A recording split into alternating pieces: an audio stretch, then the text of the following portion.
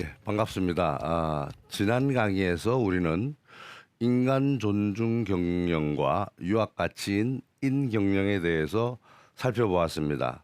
오늘은 먼저 그러한 인간 존중 경영의 대표적 사례로 꼽히는 페덱스의 인간 존중 경영이 어떠한 내용인지 한번 살펴보고요.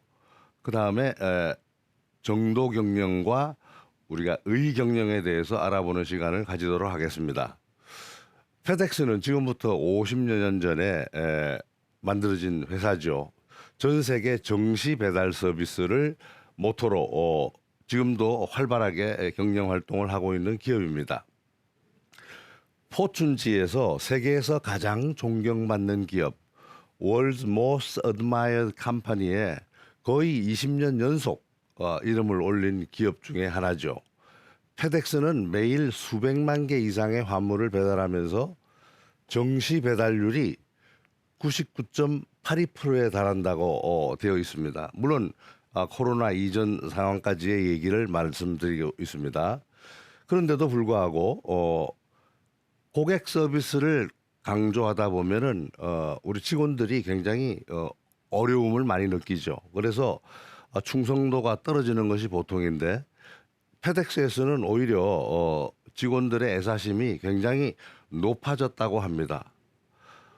오바마 대통령은 2010년 2월 비즈니스 위크에서 가장 존경하는 기업인을 꼽으라고 했을 때 주저없이 이 페덱스의 CEO인 프레드 스미스를 언급한 바가 있습니다.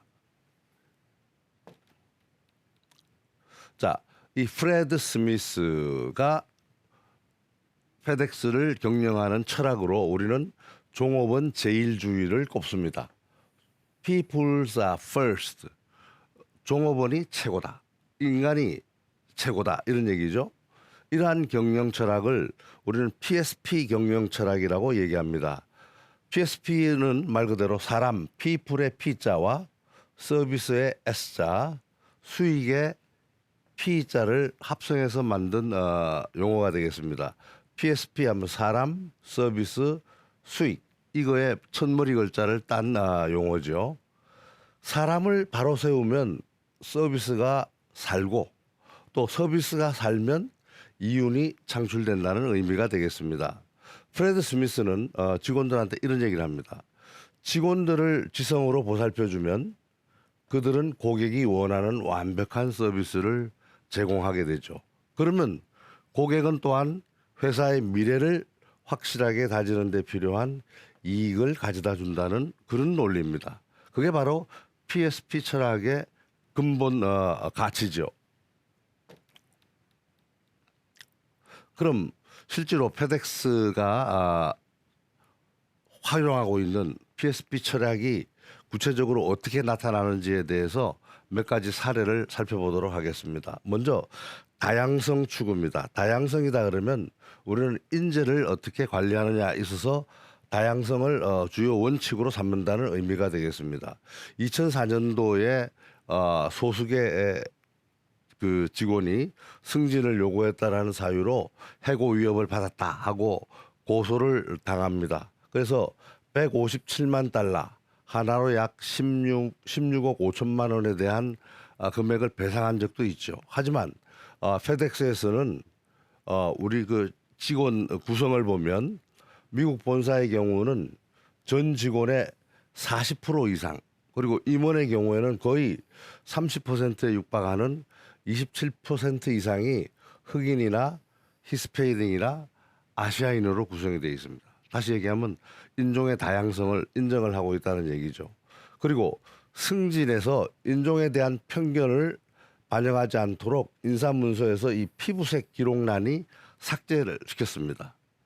그래서 이 바로 인간 존중의 모습을 하나의 구체적으로 실시하는 하나의 사례가 될 수 있겠죠. 두 번째는 내부 선발 제도를 운영하고 있다는 겁니다. 임원 절반 이상이 외부에서 온 인원들이 아니고 전부 내부에서 단계적으로 승진한 사람들이었습니다. 2000년 페덱스 익스프레스의 최고 경영자에 오른 데이비드 브론잭이라는 분, 이분은 1976년도에 페덱스 밀워키 지점에서 차를 닦고 물건을 나르던 말 그대로 최하위급 배송 직원이었습니다. 그리고 2007년에 페덱스 인터내셔널의 회장이 된 마이클 더커 이분도 1970년대 초기에 멤버로 입사해가지고 시간당 2달러 81센트를 받는 화물 처리 요원이었습니다. 그리고 최근 2020년 아태 중동 아프리카 지역 회장에 오른 칼 프리트 사장은 말 그대로 1997년 싱가포르에서 신입 엔지니어로 활동했던 사원이었습니다. 이와 같이 페덱스에서는 어떤 외부 수혈보다는 내부에서 착실히 이 회사를 위해서 열심히 일한 사람들에게 승진 기회를 주고 일할 기회를 제공하는 그런 제도를 운영하고 있다는 얘기입니다. 세 번째 제도로서는 원활한 커뮤니케이션을 들고 있습니다. 소위 오픈도어 팔러시라고 얘기하는 제도인데요. 필요시에 어떤 안건이라도 사장을 포함한 모든 관리자와 대화할 수 있도록 하는 사내 제도를 얘기를 합니다. 그리고 근무 중에 불공정 대우를 받았다고 생각하는 직원은 이를 바로 잡을 수 있도록 조사를 해달라 하는 요청과 함께 심의를 받을 수 있는 공정대우 보장 프로그램, 우리가 GFTP라 그러는데 Guaranteed Fair Treatment 프로그램을 운영을 하고 있습니다. 직원들을 위해서 공정한 처우를 위해서. 그다음에 전 세계 직원들을 대상으로 해서 매년 설문조사를 하는데 설문조사 결과에 대해서 분기별로 관리자와 직원들이 함께 모여가지고 이 피드백 미팅, 우리가 저번 강의 시간에서도 여러 번 말씀드렸습니다만은 상사와 직원 간의 소통 또 그리고 피드백이 얼마나 중요한지 동기부여에 중요한지를 말씀드렸습니다. 바로 페덱스에는 그걸 실천을 하고 있습니다. 그래서 피드백 미팅을 가지고 부서의 강점과 약점, 그 원인과 개선 사항들을 도출하고 활동 계획을 마련하는 SFA 프로그램을 운영하고 있어요. 다시 얘기하면 Survey, Feedback, Action, SFA 제도라 그러는데 이러한 것들을 운영하고 있습니다. 이와 같이 우리 프레드 스미스가 경영 철학으로 내세우고 있는 페덱스의 PSP 철학은 우리가 유학에서 얘기하는 공자가 특히 얘기했죠. 근래자 근래열 원자래. 근자 가까운 사람은 열 기쁘게 만들어주고 뭐 훌륭한 영향력, 선한 영향력으로 기쁘게 만들어주고 원자래 멀리 있는 사람들은 그러한 얘기를 듣고 그 나라에 조인하도록 오도록 만들어주는 그러한 리더십, 그러한 경영 방식이 훌륭한 경영 방식이다. 이렇게 얘기를 해요. 근자열 원자래라는 말은 공자가 리더십의 덕을 가진 리더십의 하나의 그 전형으로 보여주고 있는 그런 예가 되겠습니다. 바로 이 페덱스의 PSP 철학은 인간 존중 경영으로서 바로 공자의 인경영과 부합되는 사례라고 말씀드릴 수가 있겠습니다.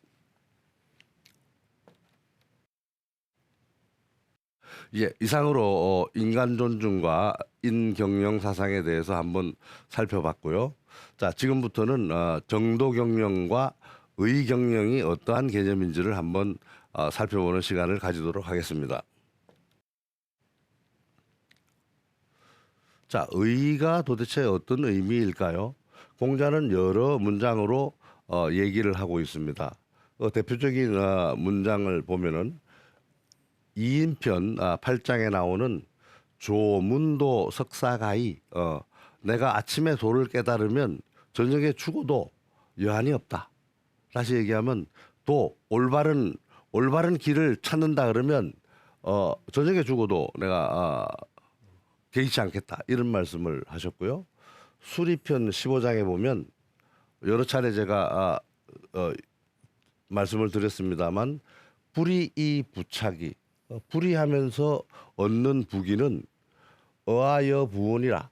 나에게는 뜬구름과 같다. 우리는 북위는 모래성이라는 시부사와 H의 말과도 연결된다고 제가 말씀을 드렸죠. 그 다음에 이인편 16장에 보면 군자는 유어의요 소인은 유어리라.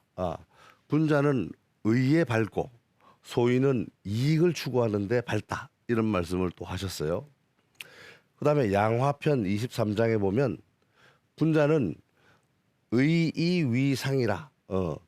의를 이위상 최고로 여긴다. 군자는 의로움을 최고로 여긴다고 얘기하고 있습니다. 공자는 이와 같이 의에 대해서 여러 편에서 얘기를 하고 있습니다. 그만큼 의가 중요하다는 얘기죠. 인과 의가 중요하다는 얘기죠. 이것을 맹자는 좀 더 논리적으로 정리를 하고 있습니다. 맹자는 공자의 이러한 인의 사상을 보다 체계화했는데요. 맹자는 인의를 바탕으로 한 내성 외양의 리더십. 다시 얘기하겠습니다.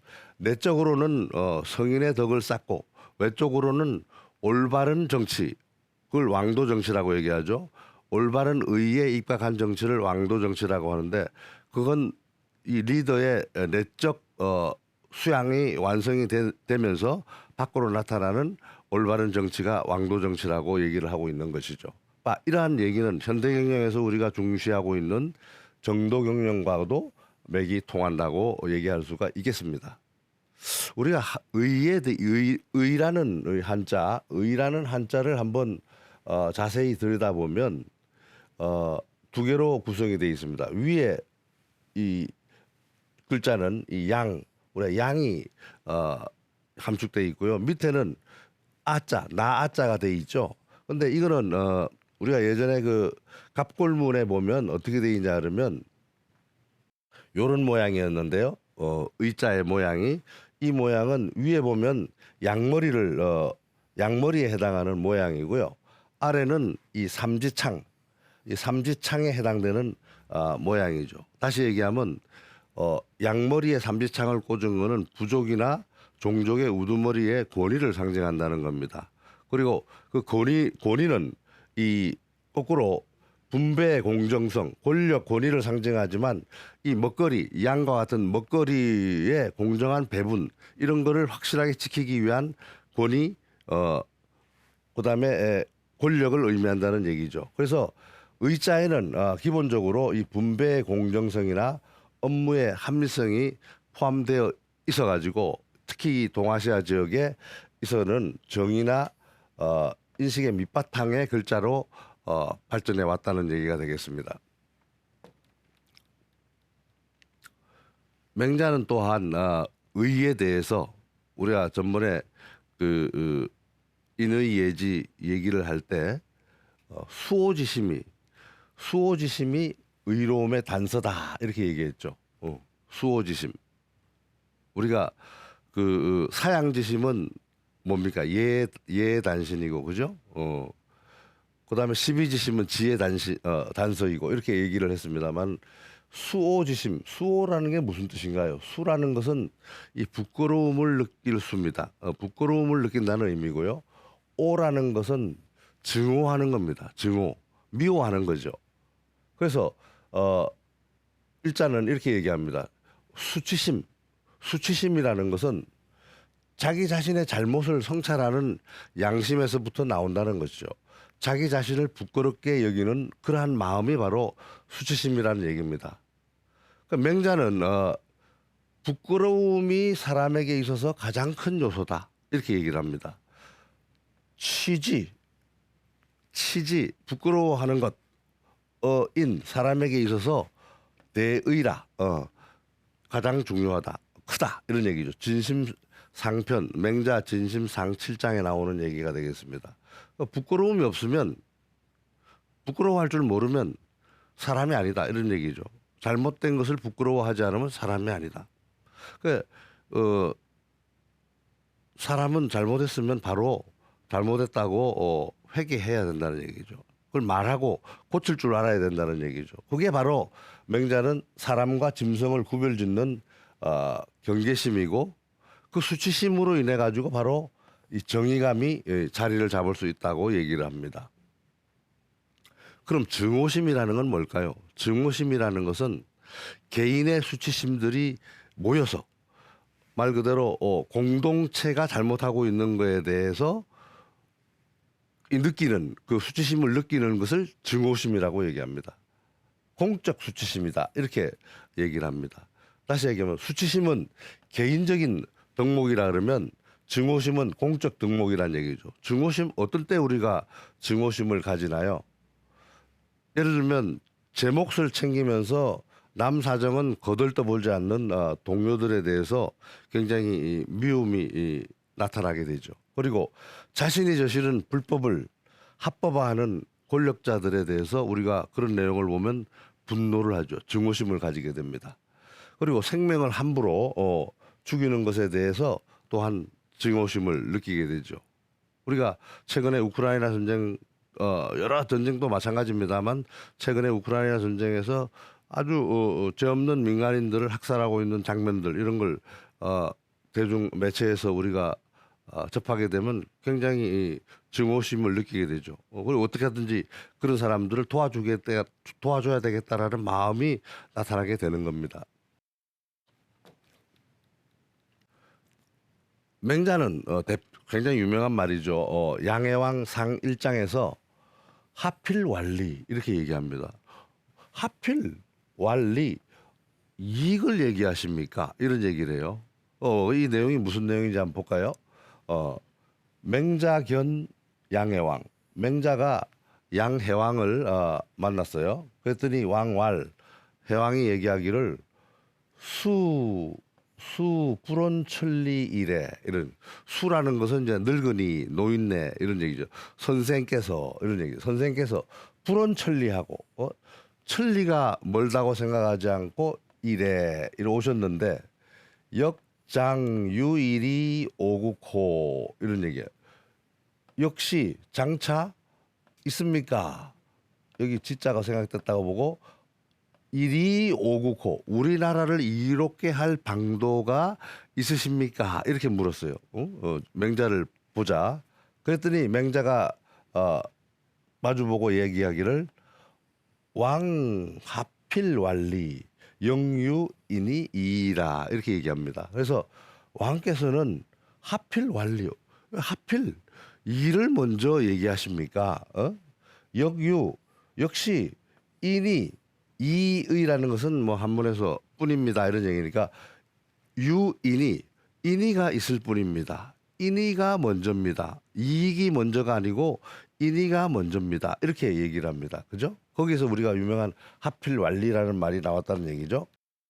그러면서 계속 얘기를 합니다. 맹자는 왕께서 말씀하시기를 하일이 오국 어떻게 하면 우리나라를 이롭게 할 것이냐를 얘기하면 대부들은 밑에 있는 대부들은 하일이 오가 어떻게 하면 우리 집안을 이롭게 할 것인가를 얘기할 것이고 사서인왈 사라는 건 선비와 일반 백성들은 말하기를 하일이 오신 어떻게 하면 내 자신을 이롭게 할 수 있을까라고 얘기를 합니다. 그러면 상하 위나 아래나 교정리 서로 돌아가면서 정리 이익을 추구하게 되면 이런 얘기 정벌 이익을 정벌한다는 얘기는 이익을 추구하게 되면 위나 아래나 모두 이익을 탐하게 되면 이 국위라 그 나라는 위험에 처하게 됩니다. 이렇게 얘기를 합니다. 물론 저번 강의에서도 여러 차례 얘기했습니다마는 이익이 없는 정의만으로는 기업이나 조직이 존재할 수가 없죠. 그 이익도 중요하죠. 근데 중요한 거는 도덕과 정의가 바탕이 되지 않은 그런 이익은 모래성과 같이 무너진다는 말씀을 드렸습니다. 그래서 맹자가 얘기하는 하필 완리는 바로 그러한 이익 우선주의, 이익만을 추구하기 위한 그러한 부강들에 대한 경고라고 얘기를 할 수가 있겠습니다.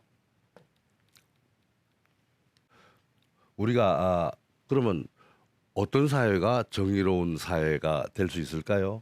우리가 정의로운 사회, 공정한 사회를 자주 말합니다. 여러 차례 누구든지 리더들이 되면 국가의 리더들이 되면 공정한 사회, 정의로운 사회 이런 말들을 하죠. 근데 그 내용을 자세히 보면 계급이나 신분이나 종교나 신념, 피부색 등에 따라서 부당한 대우를 받지 않는 사회를 우리가 정의로운 사회, 공정한 사회라고 일반적으로 얘기를 합니다. 우리가 여러분들 언론에서 많이 들었을 겁니다. 마이클 샌델 교수, 하버드 대학 교수죠. 이 양반이 저스티스라는 책을 냈었죠. 저스티스. 우리 한국말로는 정의란 무엇인가로 번역이 되었습니다.